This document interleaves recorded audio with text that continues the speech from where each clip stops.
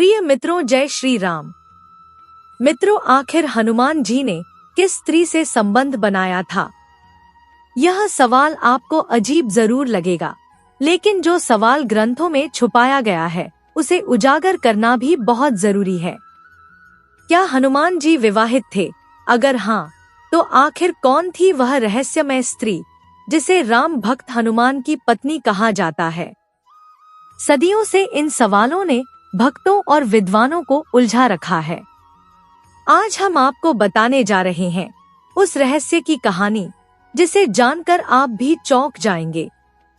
नमस्कार मित्रों, स्वागत है आपका हमारे YouTube चैनल द पुरातन स्टोरी में। आज की जो कथा है वह अत्यंत ज्ञानवर्धक और प्रेरणादायक है। लेकिन आगे बढ़ने से पहले आपको बता दे कि रामायण में स्पष्ट कहा गया है कि कथा हो या कोई सीख, अगर बीच में छोड़ दिया जाता है तो वह पाप की श्रेणी में आता है। इसलिए आपसे निवेदन है कि कथा को अंत तक पूरा जरूर सुनें। एक बार एक युवक एक महान संत के पास आया और संत से बोला, हे गुरुदेव, मेरे मन में इतने गंदे विचार क्यों आते हैं? मैं नहीं चाहता कि मेरे मन में गंदे विचार आए, पर फिर भी मेरे मन में हमेशा काम वासना के विचार उठते रहते हैं। मैं इनके बारे में सोच सोच कर बहुत परेशान हो जाता हूँ। मेरी ऊर्जा और समय यह सब सोचने में ही नष्ट हो जाती है। इन विचारों की वजह से मैं कभी शांत नहीं रह पाता। मैं हमेशा ही स्त्रियों को देखकर मोहित हो जाता हूँ। गुरुदेव, मैं अपने आप को रोक नहीं पाता। महावीर हनुमान ने आगे कहा, हे देवऋषि नारद जी। संत मुस्कुराए और उन्होंने उस युवक से पूछा, क्या तुम्हें पता है यह काम वासना होती क्या है? युवक ने उत्तर दिया, मैं यह तो नहीं जानता कि काम वासना होती क्या है, पर गुरुदेव, यह जो भी चीज है बहुत बुरी चीज है। संत ने युवक से कहा, सबसे पहले तो तुम्हें यह समझना है कि प्राकृतिक रूप से जो भी चीज हमारे अंदर है वह बुरी नहीं है। हमारे जीवन में उसका कुछ ना कुछ महत्व है। काम वासना कोई बुरी बात नहीं है। यह तो हमारे मन की एक भावना है जो हमें किसी चीज की कमी का एहसास करवाती है। फिर हम उस चीज को पाने के लिए उसकी ओर आकर्षित हो जाते हैं। संत आगे बोले, हे युवक, जैसे अगर तुम्हारे पास धन की कमी है तो तुम में धन पाने की वासना उत्पन्न हो जाएगी। तो वासना कुछ और नहीं, बस एक प्रकार की कमी है जो एक प्रकार की जरूरत का एहसास दिलाती है, और जब यह जरूरत शारीरिक हो तो हम इसे काम वासना का नाम देते हैं। युवक ने संत से कहा, हे गुरुदेव, मुझे काम वासना का मतलब तो समझ में आ गया, पर आप मुझे यह बताइए कि यह आती कहाँ से है और कैसे आती है? महावीर हनुमान ने आगे कहा, देव ऋषि नारद जी। तब संत ने कहा, काम वासना कहीं से आती नहीं, यह तो हमारे अंदर ही होती है और इसका होना जरूरी भी है। यही तो मानव जाति का विस्तार करता है। युवक ने कहा, जब यह हमारे अंदर ही है और जरूरी भी है तो फिर लोग इसे गलत क्यों कहते हैं? संत ने कहा, यही तो समस्या है। लोगों ने काम वासना को गलत तरीके से सोच लिया है। इसे छुपाने और दबाने की कोशिश करते हैं। काम वासना गलत नहीं है, बल्कि इसका गलत तरीके से प्रयोग करना गलत है। लोग जिससे प्रेम करते हैं उसी के लिए जीने लग जाते हैं। उसे पाना ही उनका एकमात्र मार्ग बन जाता है और वे उसी के बारे में सोचते रहते हैं, पर यह सब गलत है। महावीर हनुमान ने आगे कहा, हे देव ऋषि नारद जी। संत ने युवक से पूछा, क्या तुम्हें पता है जानवरों में भी काम वासना होती है? युवक ने उत्तर दिया, हाँ गुरुदेव, जानवरों में भी काम वासना होती है, क्योंकि जानवर भी तो अपने वंश को आगे बढ़ाने के लिए मादा के साथ संभोग करते हैं। संत ने आगे कहा, हम जानवरों की काम वासना को गलत क्यों नहीं कहते? युवक ने कहा, गुरुदेव, मुझे इसका उत्तर नहीं पता, आप ही मुझे बताइए। संत ने कहा, जानवर अपनी कामवासना का प्रयोग आनंद प्राप्ति के लिए नहीं करते, वे तो सिर्फ संतान उत्पत्ति के लिए इसका उपयोग करते हैं। प्रकृति ने जानवरों को इतनी समझ नहीं दी कि वे काम वासना को अपने सुख का आधार बना सके। महावीर हनुमान ने आगे कहा, हे देव ऋषि नारद जी, संत बोले, मनुष्य अपनी समझ के बल पर प्रकृति में पाई जाने वाली प्रत्येक वस्तु को अपने सुख के लिए प्रयोग करता है। हम इंसानों ने ही काम वासना को अपने सुख का साधन बना लिया, परंतु प्रकृति ने तो इसे हमें अपने वंश को आगे बढ़ाने के लिए दिया था। लेकिन अधिकांश इंसानों ने इसे अपने जीवन का परम लक्ष्य बना लिया। इस तरह से काम वासना का आ जाना गलत है। युवक ने पूछा, महात्मा जी, यह काम वासना हम पर हावी क्यों होती है? यह हमेशा ही क्यों आ जाती है? संत ने कहा, सुनो, अब मैं तुम्हें एक कहानी सुनाता हूँ, उसे ध्यानपूर्वक सुनना। तुम्हें तुम्हारे सारे सवालों का जवाब मिल जाएगा, बस तुम्हें ध्यान से सुनकर समझना है। युवक ने कहा, ठीक है गुरुदेव। संत आगे बोले, एक बार की बात है, एक आश्रम में एक गुरु और उनके शिष्य रहा करते थे। सभी शिष्य रोजाना आश्रम के बाहर स्थित सूर्यपुर नामक एक गांव में भिक्षा मांगने जाते थे। महावीर हनुमान आगे कहते हैं, उसी आश्रम का एक शिष्य जिस गांव में भिक्षा लेने जाता था, उसी रास्ते में एक नदी मिलती थी। एक दिन उसने देखा कि एक युवक वृक्ष के पीछे छिपा है। वह उस युवक के पास गया और बोला, भाई, तुम इस वृक्ष के पीछे छिपकर क्या देख रहे हो? उस वृक्ष के पीछे छिपे युवक ने कहा, अरे तुझे नहीं दिख रहा है क्या कि मैं क्या देख रहा हूँ? शिष्य ने नदी की ओर देखा, वहां कुछ युवतियां पानी भर रही थी। शिष्य ने उस युवक से कहा, अरे भाई, वहां तो युवतियां पानी भर रही है, इसमें छिपकर देखने वाली क्या बात है? युवक शिष्य की ओर देखकर बोला, अरे पागल, तुम्हें दिखाई नहीं दे रहा क्या कि कैसे ये औरतें नदी से पानी निकाल रही है? जरा उनकी अदाओं को तो देखो, उनके कोमल शरीर को देखो, उनकी पतली कमर, मटके को उठाते समय बलखाती चाल को तो देखो, और उनके बाल उनकी कमर पर कैसे लहरा रहे हैं, मानो सुंदरता बिक रही हो। शिष्य ने फिर नदी की ओर देखा। इस बार वह इसे देखता ही रहा, परंतु अभी तक उसे तो कुछ भी नजर नहीं आ रहा था। वह बिल्कुल निर्भय था, उसे किसी भी बात का डर नहीं था। लेकिन अब वह छिपकर उन युवतियों को देखने लगा। तभी वह अचानक अपने अंतर्मन से कांप गया और बोला, यह मैं क्या कर रहा हूँ? जो मैं कर रहा हूँ वह सही नहीं है, मुझे यहाँ से चले जाना चाहिए। वह जल्दी से वहां से चला गया और आश्रम पहुंच गया।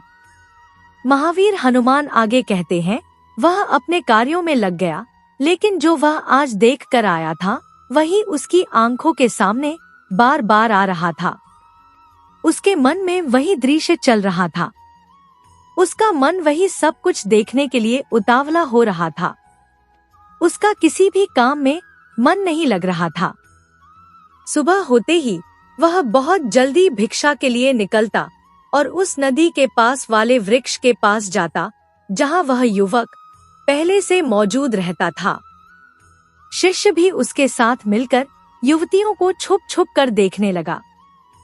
संत आगे कहते हैं, अब वह रोज ऐसा करने लगा। अब उस शिष्य का मन किसी भी काम में नहीं लगता था। वह हमेशा ही किसी न किसी प्रकार के विचारों में उलझा रहता था। वह आश्रम के कार्यों को भी ठीक तरीके से नहीं कर पा रहा था और ना वह ठीक से सो पा रहा था, ना ठीक से खाना खा पा रहा था। उसका मन बेचैन रहने लगा। उसका मन बार बार उन युवतियों के सौंदर्य को देखने के लिए उतावला होता रहता था।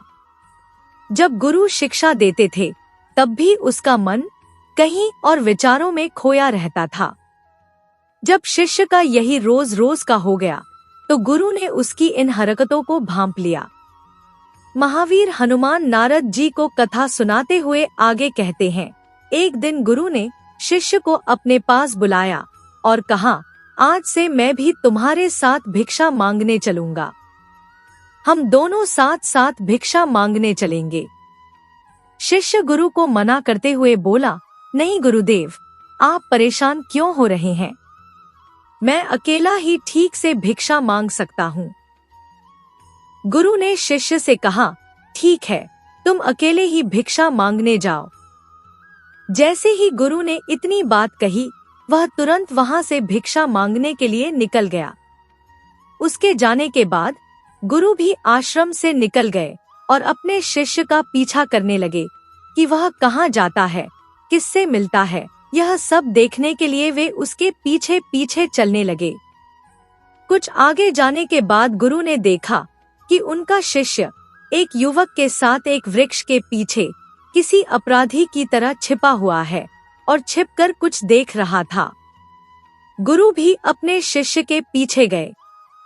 उन्होंने सोचा कि आखिर उनका शिष्य क्या देख रहा है, जिसे देखने के लिए वह वृक्ष के पीछे अपराधियों की तरह छिपा हुआ है।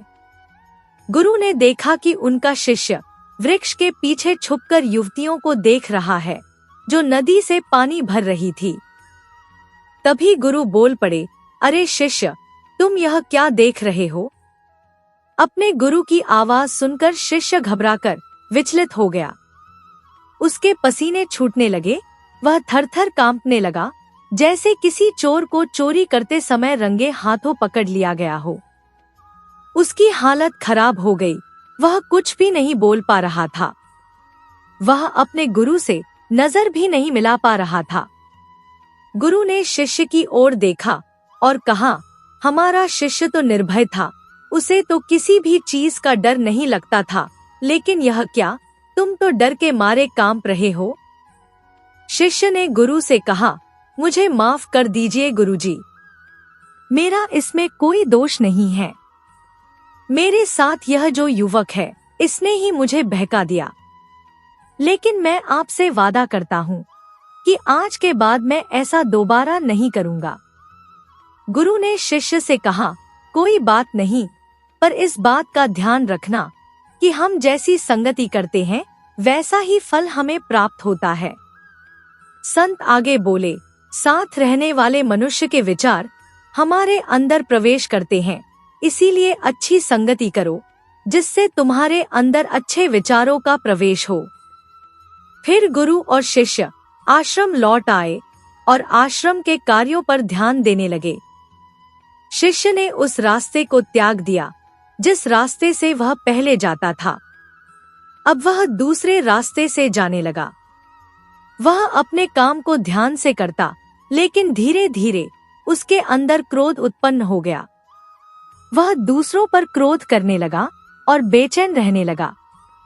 अब वह सही समय पर भोजन भी नहीं करता था। वह भोजन भी बहुत कम खाता था। एक रात गुरु शिष्य के पास आए और बोले, अब तक तुम कितनी बार अपने वादे से मुकर चुके हो? यह सुनकर शिष्य अपने गुरु के चरणों में गिर गया और रोने लगा। रोते रोते उसने गुरु से कहा, गुरुदेव, मैं कई बार अपना वादा भूल गया, फिर वादा कर लेता हूँ, लेकिन हर बार मैं वादा भूल जाता हूँ। मेरा मन मेरे नियंत्रण में नहीं है।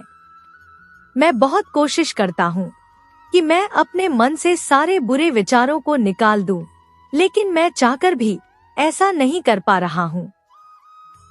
गुरु ने शिष्य को कहा, ठीक है, चलो मेरे साथ। गुरु शिष्य को आश्रम के बगीचे में ले गए और बोले, देखो, यहाँ पर कुछ नालियाँ बनी हुई है, जिससे नदी का पानी इन पौधों तक आ रहा है। यह पानी एक निरंतर बहाव से बह रहा है। क्या तुम इस पानी के बहाव को रोक सकते हो? शिष्य ने उत्तर दिया, गुरुजी, मैं इस बहाव को रोक सकता हूँ। शिष्य ने मिट्टी उठाकर उस नाली में डाल दी। पानी कुछ देर के लिए रुक गया, फिर कुछ समय बाद मिट्टी के ऊपर से पानी बहने लगा। गुरु ने शिष्य से कहा, अरे ये क्या, यह तो पानी रुका ही नहीं। शिष्य ने कुछ मिट्टी और पत्थर उठाकर उस नाली में डाल दिए, जिससे कुछ समय के लिए पानी रुक गया, लेकिन फिर उस पत्थर के ऊपर से पानी बहने लगा। गुरुजी ने कहा, अरे ये क्या हुआ? पानी तो फिर से बह गया। तुम तो बोल रहे थे कि तुम इसे रोक दोगे, क्या तुम इसे रोक नहीं सकते? शिष्य ने कहा, कोई बात नहीं गुरुदेव, मैं अभी इस पानी को रोककर आपको दिखाता हूँ। वह फिर एक भारी सा पत्थर लेकर आया और उसे नाली पर डाल दिया। पानी का बहाव रुक गया। शिष्य ने गुरुजी से कहा, देखिए गुरुदेव, मैंने कहा था मैं पानी को रोक दूंगा, और मैंने पानी को रोक दिखाया। आपकी बात मैंने पूरी कर दी। गुरुजी मुस्कुराए और बोले, अच्छा, जरा ध्यान से देखो, क्या सच में पानी रुका है? वह तो पीछे की नाली से अगल बगल से बह रहा है, और ध्यान से देखो, इस पत्थर के आगे भी आ गया। यह पानी अपना रास्ता बदलकर फिर से आगे की तरफ बह जाएगा। और फिर कुछ देर बाद ऐसा ही हुआ। तब गुरुजी ने शिष्य को समझाया, तुम्हारे साथ भी तो ऐसा ही चल रहा है। तुम बार बार प्रयास कर रहे हो, पर हर बार तुम्हारा प्रयास टूट रहा है, और यह हमेशा टूटता ही रहेगा। तुम कितनी भी मिट्टी पत्थर रख लो, लेकिन पानी तो अपना रास्ता बना ही लेगा। यह सब देखकर शिष्य ने गुरु से कहा, हे गुरुदेव, क्या आपके पास कोई तरीका नहीं है जिससे मैं अशुद्ध विचारों को रोक सकूं और यह मेरे मन में ना आए? गुरुजी शिष्य को एक नदी के पास ले गए, जहां से उस बगीचे में पानी आ रहा था। गुरु ने शिष्य से कहा, यह पानी इसी नदी से जा रहा है।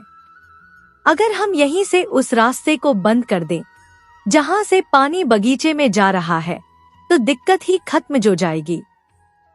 शिष्य बोला, मैं इस पानी को यहीं से बंद कर देता हूँ, तब आगे की नाली में पानी जाएगा ही नहीं। शिष्य ने नदी से जाने वाले रास्ते में बहुत मेहनत करके पत्थर और मिट्टी डाल डालकर रास्ता बंद कर दिया और गुरुजी से बोला, गुरुदेव, मैंने पानी को बंद कर दिया है, अब यह पानी बगीचे में जाएगा ही नहीं। गुरु ने कहा, अगर पानी बगीचे में नहीं जाएगा तो पौधों को पानी कहाँ से मिलेगा? उन पौधों को तो पानी की आवश्यकता है।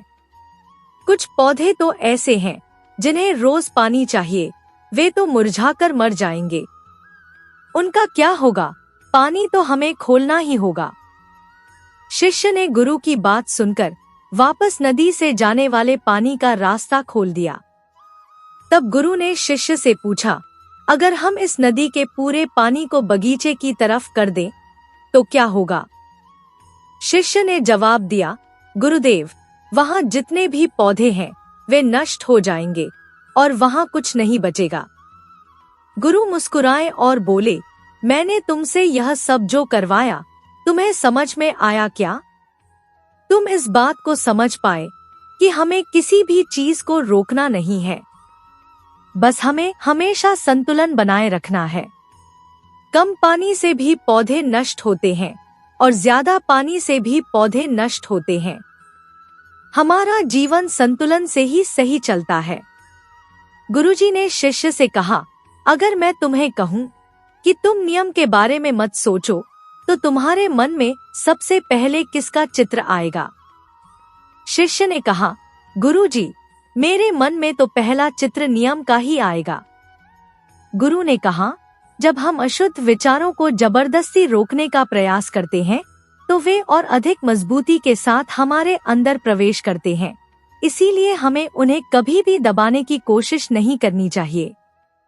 गुरु ने शिष्य को समझाते हुए कहा, हमारे अशुद्ध विचार बुरे लोगों की संगति करने की वजह से भी आते हैं। कई बार ऐसा होता है कि काम भाव हमारे अंदर होता ही नहीं, लेकिन कुछ अश्लील लोगों के साथ रहने की वजह से यह हमारे अंदर हावी हो जाता है। शिष्य ने कहा, गुरुदेव, आप सत्य कह रहे हैं। मैं अपने मार्ग से भटक गया था। संत उस युवक से आगे कहते हैं, वह शिष्य उस रात बहुत ही चैन की नींद सोया। सुबह अपने कार्यों को पूरे मन से किया।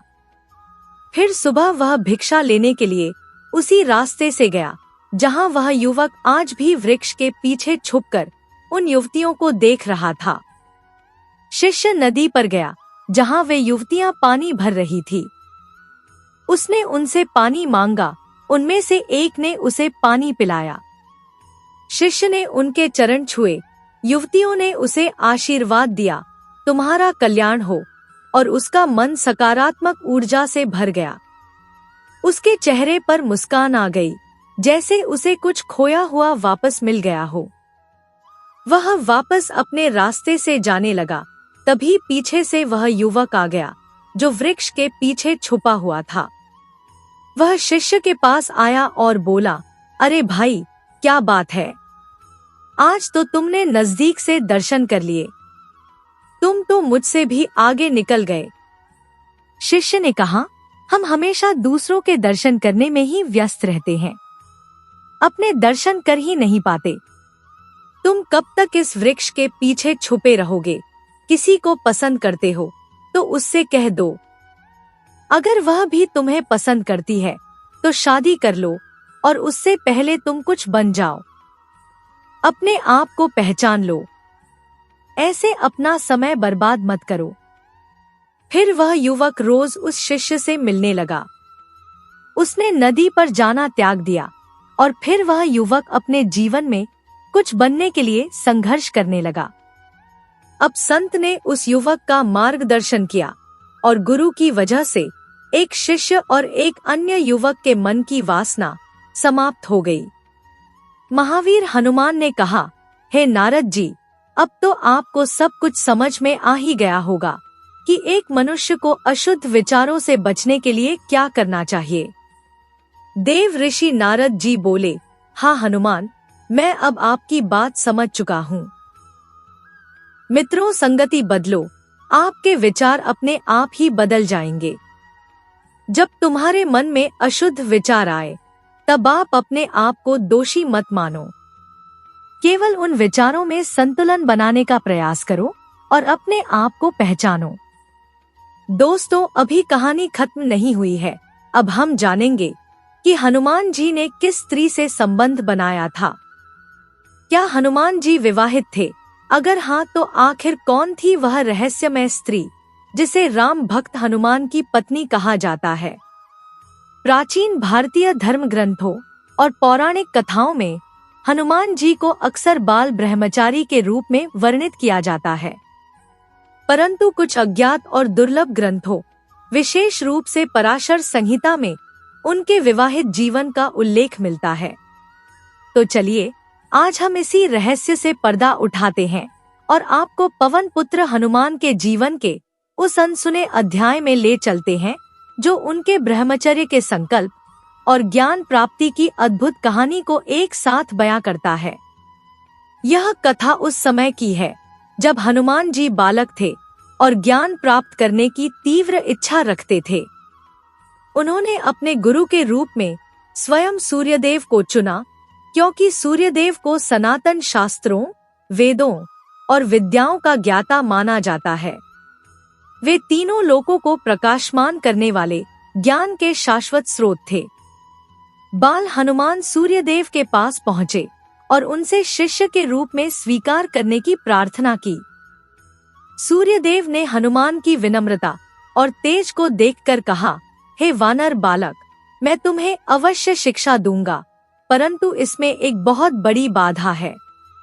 मैं एक क्षण के लिए भी रुक नहीं सकता, मेरा रथ निरंतर चलता रहता है। ऐसे में तुम मुझसे ज्ञान कैसे प्राप्त करोगे? यह सुनकर हनुमान जी ने अद्भुत संकल्प और पराक्रम का परिचय दिया। उन्होंने कहा, हे गुरुदेव, यदि आप रुक नहीं सकते तो मैं भी नहीं रुकूंगा।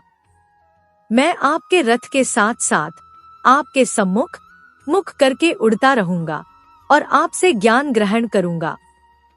सूर्यदेव हनुमान के इस अविश्वसनीय दृढ़ संकल्प को देखकर अत्यंत प्रसन्न हुए।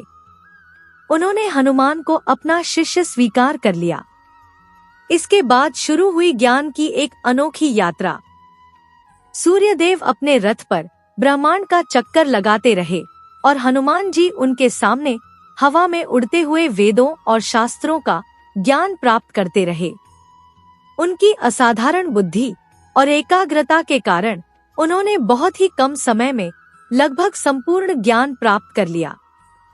सूर्यदेव के पास 9 दिव्य विद्याएं थी, जिन्हें नव व्याकरण भी कहा जाता है। अपनी अद्वितीय प्रतिभा से हनुमान जी ने 8 विद्याओं में तो निपुणता प्राप्त कर ली, लेकिन जब अंतिम और 9वीं विद्या की बारी आई तो एक धर्म संकट खड़ा हो गया। सूर्यदेव ने चिंतित होकर हनुमान जी से कहा, पुत्र, तुमने 8 विद्याएं तो सीख ली हैं, परंतु 9वीं विद्या का ज्ञान मैं तुम्हें नहीं दे सकता। इस विद्या को सीखने के लिए शिष्य का विवाहित होना अनिवार्य है।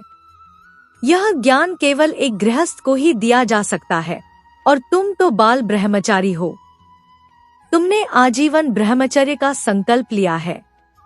यह सुनकर हनुमान जी चिंतित हो गए। उनका ज्ञान अधूरा रह जाता और वह ऐसा नहीं चाहते थे। उन्होंने सूर्यदेव से इस समस्या का कोई समाधान निकालने की प्रार्थना की। हनुमान जी के लिए ज्ञान सर्वोपरि था, क्योंकि वे जानते थे कि इसी ज्ञान का उपयोग वे भविष्य में धर्म की स्थापना और अपने प्रभु की सेवा में करेंगे। हनुमान जी को इस धर्म संकट में देखकर सर्वज्ञाता सूर्यदेव ने एक क्षण के लिए विचार किया। उन्होंने अपनी योग शक्ति और तप से एक अद्भुत समाधान निकाला। उन्होंने हनुमान से कहा, हे हनुमान, तुम्हारी ज्ञान की प्यास और तुम्हारे ब्रह्मचर्य व्रत दोनों का सम्मान होगा। इस समस्या का एक ही समाधान है। सूर्यदेव ने अपनी पुत्री सुवर्चला का आह्वान किया। सुवर्चला कोई साधारण स्त्री नहीं थी। वे सूर्यदेव के तेज से ही जन्मी एक अयोनिजा कन्या थी, यानी उनका जन्म माता के गर्भ से नहीं हुआ था। वे स्वयं एक महान तपस्विनी और परम ज्ञानी थी। सूर्यदेव ने प्रस्ताव रखा, पुत्र, मेरी पुत्री सुवर्चला भी एक तपस्विनी है। मैं तुम्हारा विवाह इससे संपन्न कराता हूँ। यह विवाह तुम्हारे ब्रह्मचर्य को खंडित नहीं करेगा, क्योंकि सुवर्चला विवाह के उपरांत पुनः अपनी तपस्या में लीन हो जाएगी। यह केवल तुम्हारी शिक्षा को पूर्ण करने के लिए एक धर्म सम्मत विधान होगा। उन्होंने समझाया कि इस विवाह का उद्देश्य सांसारिक सुख भोगना नहीं, बल्कि ज्ञान प्राप्ति के मार्ग में आई बाधा को दूर करना है। यह एक प्रतीकात्मक विवाह होगा, जिससे हनुमान गृहस्थ भी कहलाएंगे और उनका ब्रह्मचर्य भी अक्षुण्ण रहेगा। हनुमान जी अपने गुरु की आज्ञा को शिरोधार्य करते हुए इस विवाह के लिए तैयार हो गए। यह एक अलौकिक विवाह था। स्वयं प्रजापति ब्रह्मा जी ने इस विवाह को संपन्न कराया। देवताओं ने पुष्प वर्षा की और इस दिव्य मिलन के साक्षी बने। शास्त्रों के अनुसार विवाह के तुरंत बाद हनुमान जी ने सूर्यदेव से वह 9वीं और अंतिम विद्या प्राप्त की। इस प्रकार वे समस्त विद्याओं और व्याकरण के पूर्ण ज्ञाता बन गए। जैसा कि सूर्यदेव ने वचन दिया था, विवाह के पश्चात देवी सुवर्चला अपनी तपस्या के लिए लौट गईं। इस प्रकार हनुमान जी गृहस्थ होते हुए भी ब्रह्मचारी ही रहे। उनका यह विवाह केवल और केवल धर्म और ज्ञान के लिए था। यह उनके जीवन का एक ऐसा अध्याय है जो यह सिद्ध करता है कि धर्म के पालन के लिए और ज्ञान की पूर्णता के लिए यदि कोई मार्ग अपनाना पड़े तो वह अनुचित नहीं होता। तो दोस्तों, इस कथा से यह स्पष्ट होता है कि हनुमान जी का विवाह एक विशेष परिस्थिति में केवल ज्ञान प्राप्ति के उद्देश्य से हुआ था। यह उनके ब्रह्मचर्य के संकल्प का उल्लंघन नहीं था, बल्कि उसे और भी महान बनाता है। उनका संबंध देवी सुवर्चला से शारीरिक या सांसारिक नहीं, बल्कि आध्यात्मिक और प्रतीकात्मक था। यह कथा हमें हनुमान जी के चरित्र की गहराई को दर्शाती है। वे न केवल एक शक्तिशाली योद्धा और परम भक्त हैं, बल्कि ज्ञान के सबसे बड़े उपासक भी हैं। उनका जीवन हमें यह सिखाता है कि हर कर्म के पीछे का उद्देश्य महत्वपूर्ण होता है। आज भी भारत के कुछ हिस्सों में, विशेषकर तेलंगाना के करमन घाट हनुमान मंदिर में, हनुमान जी की पूजा उनकी पत्नी सुवर्चला के साथ की जाती है। यह मंदिर इस दुर्लभ कथा का जीवंत प्रमाण है। अंततः हनुमान जी का सबसे बड़ा सत्य यही है कि वे राम भक्त हैं। उनका हर श्वास, हर कर्म केवल प्रभु श्री राम के लिए समर्पित है। उनका विवाहित होना या ना होना उनके इस परम सत्य को नहीं बदलता। वे आज भी और सदैव हमारे लिए संकटमोचन बाल ब्रह्मचारी और राम के अनन्य सेवक रहेंगे। जय बजरंगबली, जय श्री राम। तो प्रिय मित्रों, इस प्रेरणादायक कथा के बारे में अपने विचार हमें कमेंट में बताएं। आपको ये कथा पसंद आई है और आप आगे भी ऐसी ही कथाएं सुनना चाहते हैं तो बजरंगबली के नाम पर चैनल को सब्सक्राइब करिए।